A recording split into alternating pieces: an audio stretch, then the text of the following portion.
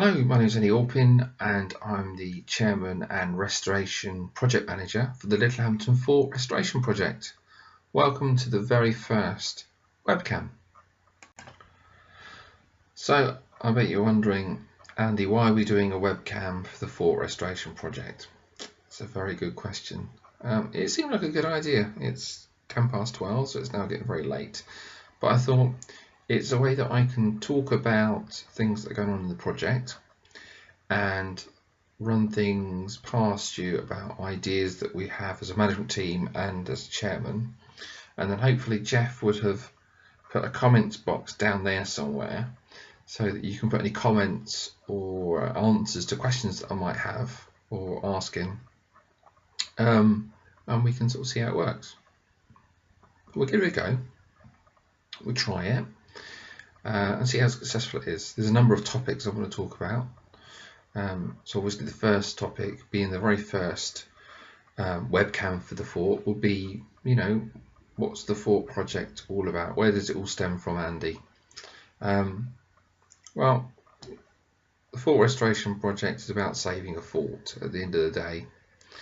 The fort's a very important fort. It's the very first Palmerston fort, built in 1854. And it was to defend, the UK against the French potentially invading us. Littlehampton was the pilot, so like I said, it's the very first one. 2 years after Littlehampton was built, they completed Shoreham Fort, which is our sister fort, very similar in design in a lot of ways, but in other ways very different.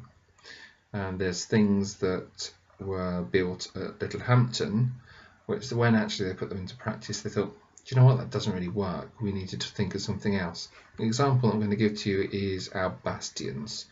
So, our bastions. Okay, I'll show you a picture of our bastions, hopefully coming up very shortly.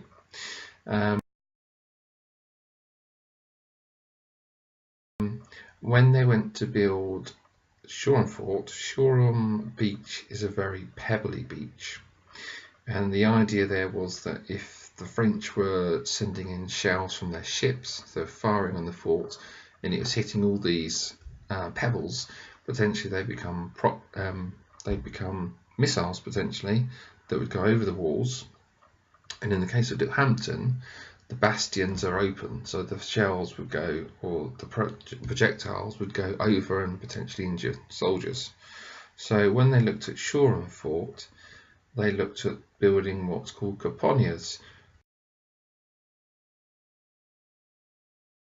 A caponia is basically a bastion which has got a roof, so it protects the soldiers. There's a couple of other things that they changed. Shoreham's got an extra gun. The building layout's actually very, very similar to Littlehampton, and size-wise,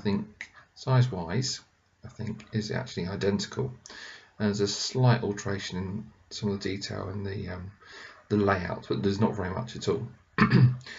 Shoreham's got their buildings uncovered, the base of the building, so if you wanted to have a look at what it would look like, you can look on our website and our plans, or pop along to Shoreham and have a look over there.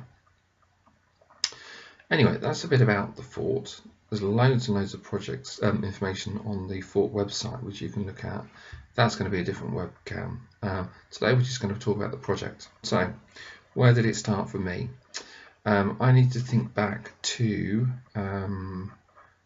2010, which is when my dad passed away.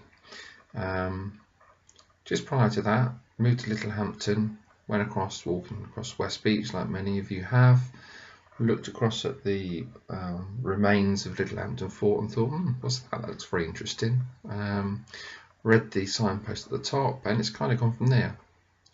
And I think when my dad passed away, the research and looking into the project actually helped me dealing with the grief of losing my father. And that's pretty much where it started. In 2011, we became an unincorporated association with a team of 4 management team members.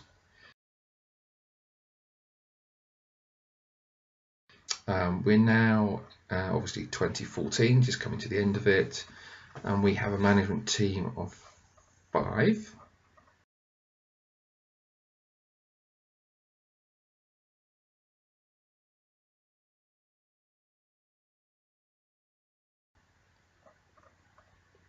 Yes, 5. I had to think about that for a moment. Obviously, we've got myself as the chairman and project manager, Green Harvey as the secretary, Maddie Boone, who is the treasurer.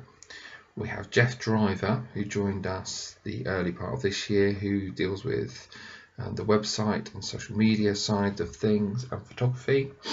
And then we have John Rhodes, who deals with the sort of business and commerce side of things. So that's kind of how it's set up.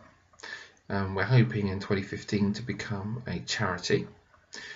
So that's something that Maddie, myself and Jeff have been looking into.